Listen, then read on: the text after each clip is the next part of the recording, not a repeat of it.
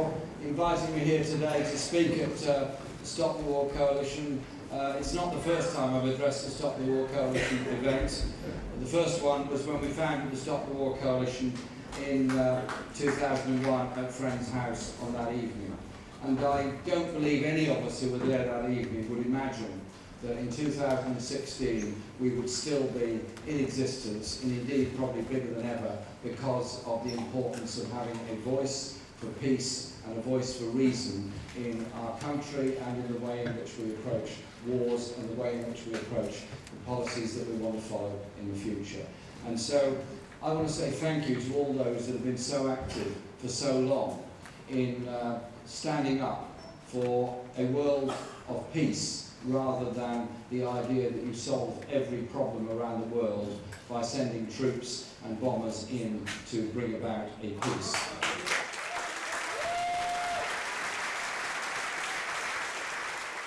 We had inquiries after the Iraq War, but preceding that, surely every politician should have noticed what popular opinion was actually like.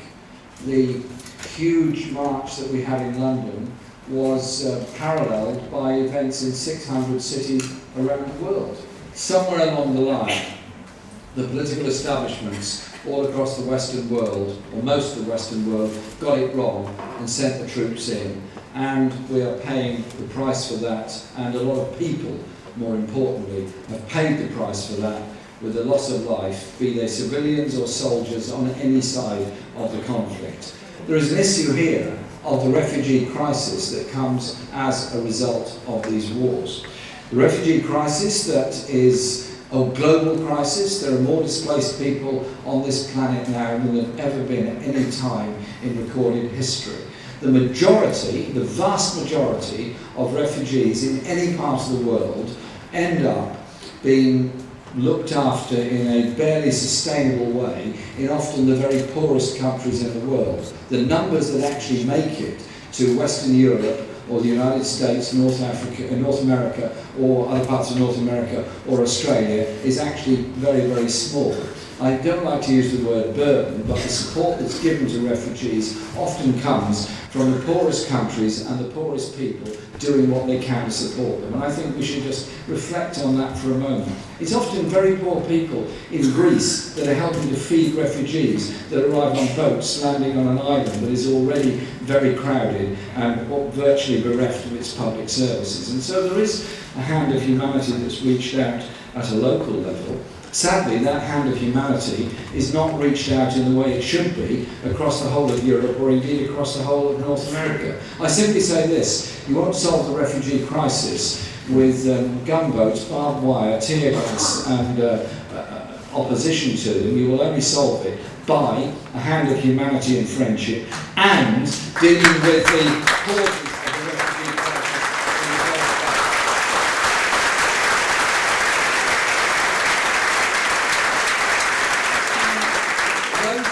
That have opposed the wars in Afghanistan, opposed the war in Iraq, opposed the military involvement in Libya, or indeed the proposals for Britain to undertake bombing campaigns in Syria, never did so from the point of view of approval of the status quo or the regime that was there. We did so because we didn't believe that a bombing campaign and military solutions were on offer. There had to be a political solution. Many of us actually marched against arms sales to Iraq long before the original 1991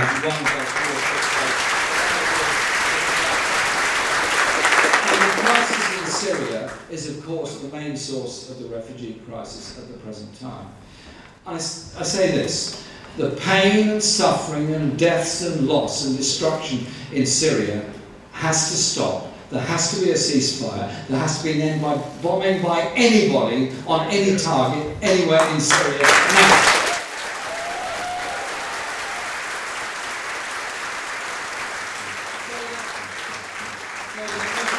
Return home, and those people that are trying to get by in refugee camps in Jordan or in Lebanon, or those that are on the beaches in Turkey or Greece or various other parts of Europe. There also has to be a change in the attitude and mentality across much of Western Europe. Some countries, Germany in particular, have been good in they've tried to reach out to accept large numbers of refugees. This country has put a limit on it and is gracefully still not even fulfilled a very minimal offer of 3,000 unaccompanied child refugees. There is a refugee crisis across Europe. It's not going to be solved by hatred of refugees, by claiming they are the problem. They are the victims of the problem, not the cause of the problem. When I visited the refugee camps in Calais and Dunkirk, what I saw there was people that were utterly desperate and had made incredible journeys in order to get to a place of safety. Can't we understand history is unfolding before us? Are we going to go in the direction of saying there is a military solution to every crisis around the world, or are we going to say, instead, cannot we base our attitude, our foreign policy on international law, on human rights, on justice, democracy, and supporting the victims of war?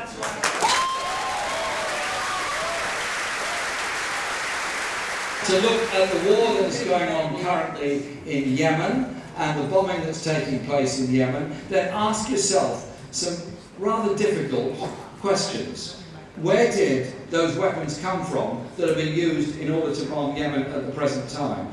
And when it comes to it, that an all-party House of Commons Select Committee, including Conservatives and people who have historically supported some, if not all, of the military interventions, say that it's time for this country to suspend its arms sales that have been used to bomb Yemen, surely there is a bit of a turning point in a political thought process. I think we should suspend those arms sales in order to end. Wars create victims. Victims that die, buildings that are destroyed, lives that are ruined. They last for a very long time. There are still problems of depleted uranium that was used during the Gulf War in 1991 in southern Iraq. The consequences of war goes on for very many generations, and the bitterness and hatred goes on for a very long time. And so the whole point of world peace movements, the whole point of looking at things in a different way is very important.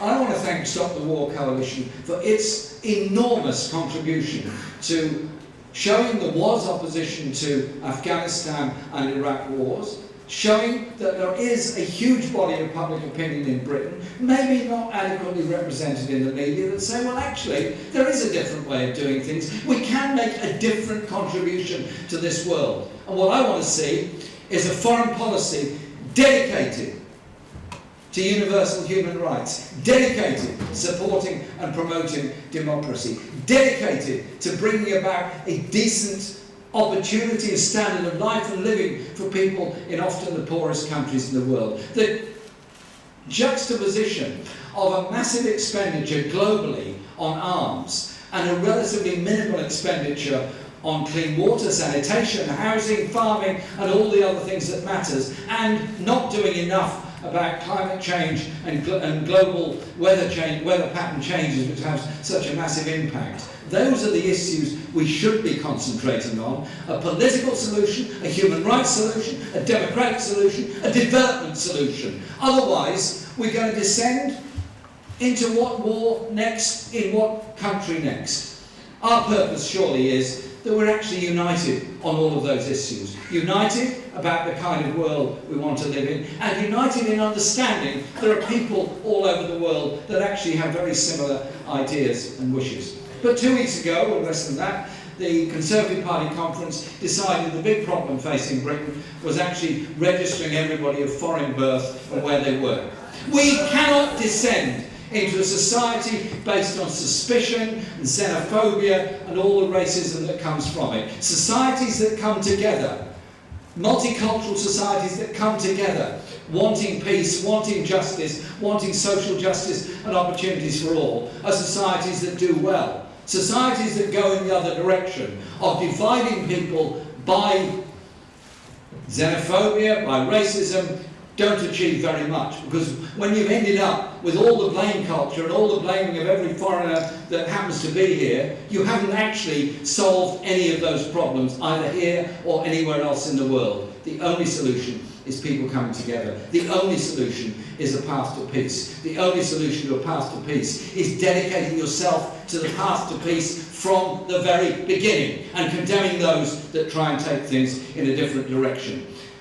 I was elected leader of the Labour Party because there was a massive upsurge of opinion within the Labour Party and the Labour movement that politics could and should be done differently, that people's voices should be heard. We should have real democracy both within our movement but also within our parliament, so there is a War Powers Act, there is a proper consideration of every deployment before it actually takes place. It is fundamentally a democratic argument.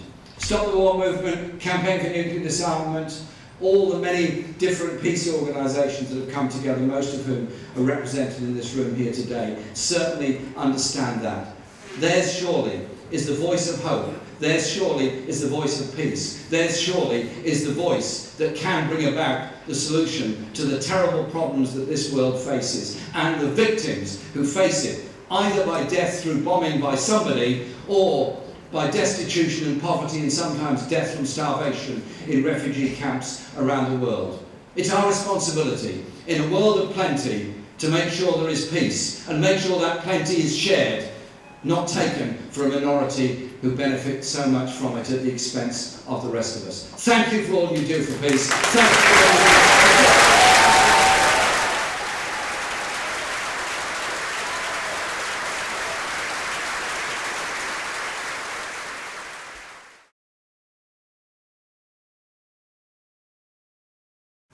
We are anti-NATO. NATO is not a force for freedom and democracy defending the underdog, as I recently heard a senior politician say, but NATO is a nuclear-armed military alliance, aggressive, expansionist, with a global agenda, and its wars and interventions, as we've heard today, have been nothing short of a disaster. The world is too dangerous a place to be making concessions to the right on these issues. We need to be exposing the reality of NATO and opposing it, not congratulating, as I've heard some say, it for sharing our values. Next year's NATO summit is in Brussels. That's not too far for any of us to get there. We need a huge mobilisation from Britain, and we need to start building that. We are anti-nuclear. Britain has nuclear weapons that can kill hundreds of millions of people. We are one of a tiny minority of countries that have nuclear weapons. Why do we have them? Let's not pretend they make us safe. It was a matter of status in the post-war world, and it's a matter of status in the world today. There is no military reason, no security reason for Britain's possession of Trident nuclear weapons. Our movement must step up our active opposition to Trident replacement, realising what is at stake if we fail. Not only the £205 billion lifetime cost that we as taxpayers are paying, but the chance to stop this drive towards the ultimate destruction of the planet. So we will fight against war, we will fight against NATO and against nuclear weapons. But we cannot fight effectively alone. None of these problems can be solved on a national basis. They are international problems and they must be fought as such. And there are many others globally engaging and fighting alongside us.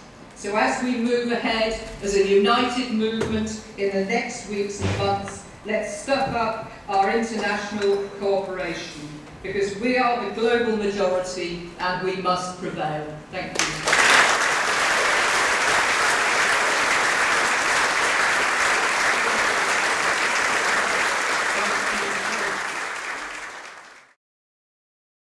If we look at the current state of play within this military state that we live in, we are one of just 9 nuclear-armed countries.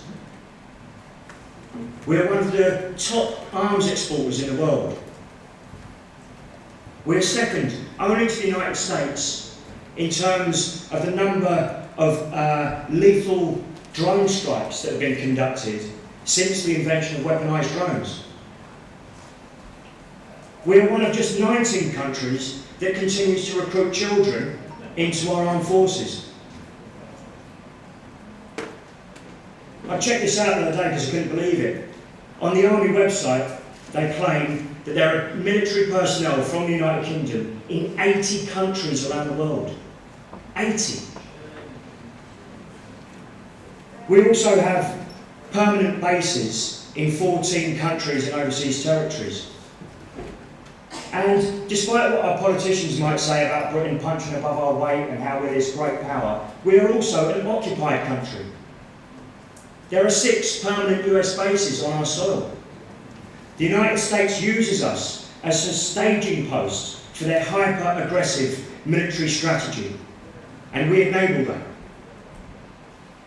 In my view, the war system consists of every institution and every individual that thinks it's acceptable to prepare and go to war to further status, power and wealth.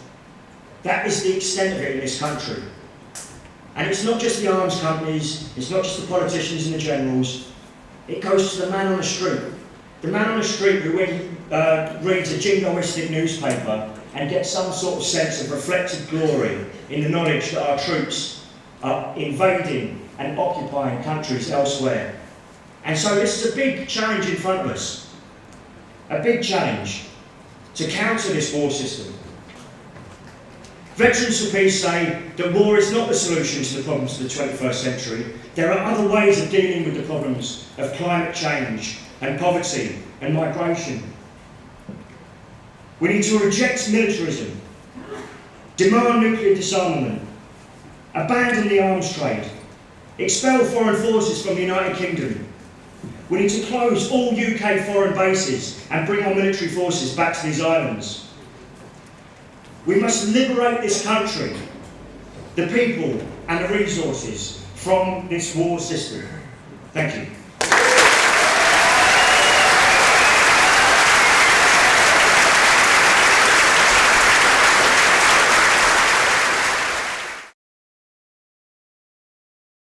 At the beginning of the Stop the War movement, the great movement, the fantastic movement, and as we've seen, it's not just a national movement, it's a truly international movement. In fact, February the 15th, 2003 saw the largest international demonstration of human history.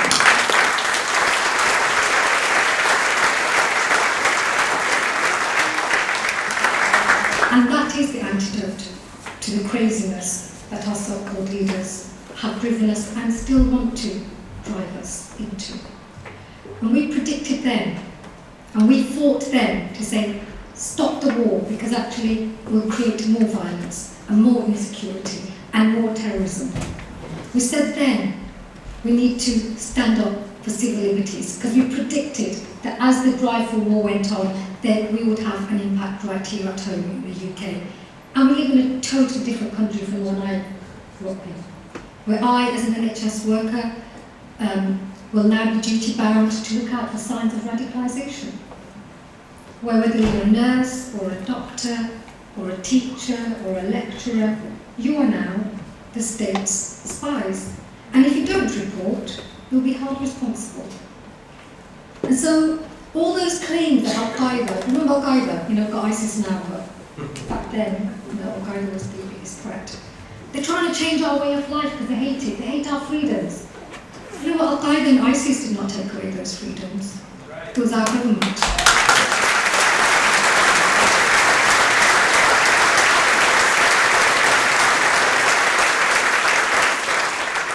And ISIS did not even exist until a disastrous situation after our intervention in Iraq. And these are just figures now, aren't they?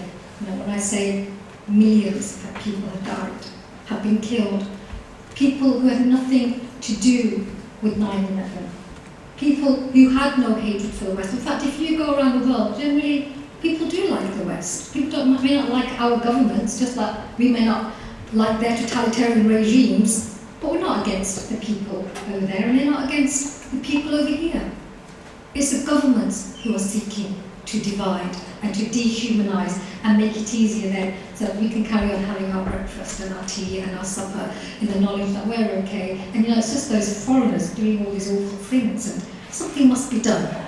And perhaps it's the great white man's burden once again to intervene, because it is the new imperialism. And as with any form of imperialism, racism goes with it. And that was the third stance of Stop the War, to stop the racist attacks from occurring. For me, the hope, because I have to have hope, and actually come to places like this just to get hope from you guys, because it's easy when you're sitting at home and watching the telly to think that we've lost, that the racists have won, the xenophobes have won, those who have intolerance as their agenda have won, those who want to spread fear and hatred. And the irony is this: there are people who are facing economic insecurity. There are people who worry that even though they work all week, they can't pay enough to feed their families or have a secure shelter for themselves. That's a reality. But that's not because of people like my dad who came to this country, or people like me, because I happen to be Muslim. I know I'm trying to be all about empowerment and, we're strong as individuals. But you know what? I don't think I am the reason the NHS is in crisis. There's been underfunding going on for quite a few decades. And I'm really sorry about the housing crisis, but I didn't cause that. I nor did people who look like me. It's because we do need affordable housing in this country. And it is a disgrace that so much of taxpayers' money goes to actually subsidise landlords. The housing benefit is paid to them.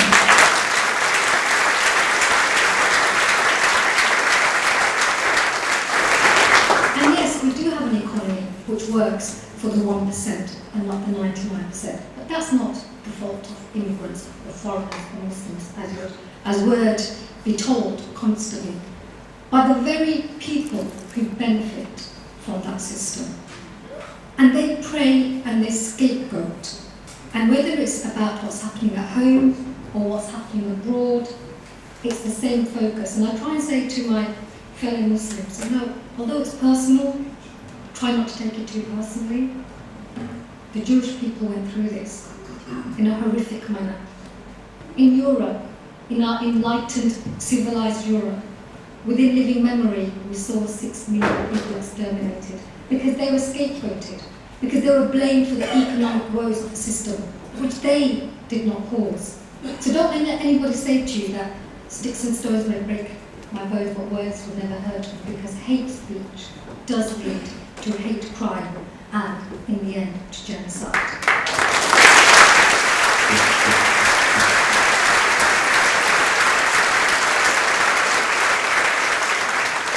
And so our movement must never give succor to any form of oppression or racism, whether it's homophobia, sexism, anti-Semitism, or Islamophobia. But in the media and political mainstream, we can see the consequences of dangerous words. So we cannot stand by, we have to stand up. And so for me, there's a link between austerity, between economics, and between our foreign policy. And so when they tell you, or when they tell us that it's about the other, we know what their game is. And the resistance to that is this: coming together, refusing to be divided. In the 80s, there was a black community which was demonized. They were the bad immigrants. They were the bad being community. The Muslim Asians, we all praise them, because we're the hard-working corner shopkeepers, keep our families together, don't bother, sending our people, our elders to old people's homes, and we got our stuff together. It's those feckless black people. And now black people, they're properly British, it's those Muslims. And Sikhs and Hindus, you're okay for now. So it's this constant divide and war. And we must not let that poison take hold. Because when they come for one, they will come for the next one after that. And as I said, I can't take it.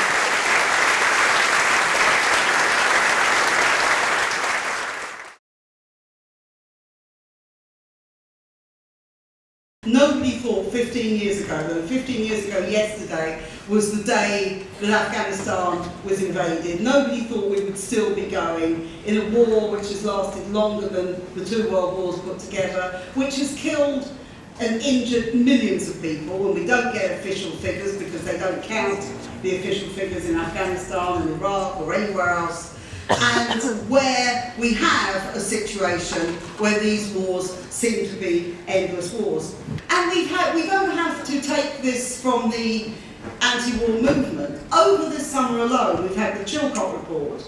We've had the report of the Foreign Affairs Committee on Libya, which was as scathing of David Cameron as the Chilcot report was of Tony Blair. So that's 2 out of our 3 recent Prime Ministers who've been absolutely criticised for their foreign policy and for their war policy over Iraq and Libya. And we've also had a Commons Defence Committee report which has attacked Cameron over the question of Syria. Now, what I would say on this is, if, and many of you may be teachers or social workers or your other jobs in public service, if anybody had done a fraction of this, they would not only have been sacked as teachers or social workers, if they'd done anything anywhere near as well as this, they would probably be in prison as well.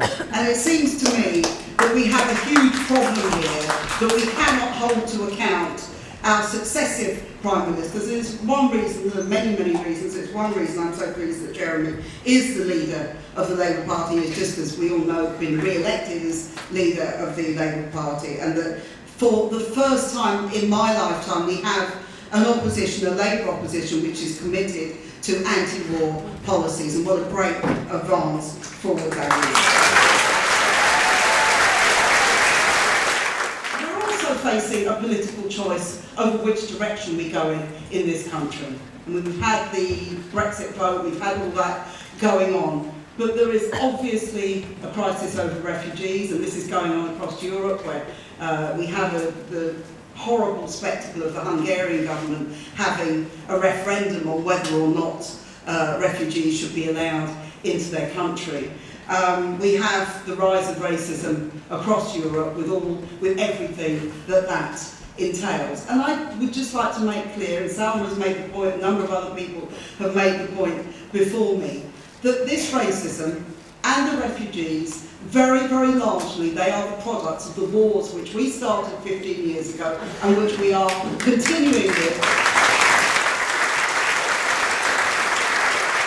Somebody asked right early on in one of the sessions, what is it we can do after today? Well, there have been lots of good examples put forward. We can join the protest, I think on the 19th of October, against this listing of foreign nationals in the workplace. The idea that we have to have a separate list of British-born people and people who may have come to work from abroad.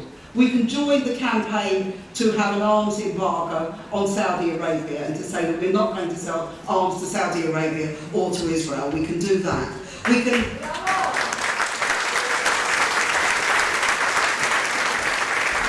campaign over the NATO summit, which Kate referred to, which is taking place in Brussels next year. These are all things which should be a priority for any anti-war movement. But the most important thing, we are living in a world which is spiralling out of control. Unless we get control of it, unless we fight against the warmongers and the racists and all these people, we can face a future which none of us want to see. So it's about rebuilding the movement, redoubling our efforts and making sure we already have the biggest anti-war movement in any NATO country anywhere in the world. Let's make sure it gets bigger and more powerful and defeats the government. Thank you very much.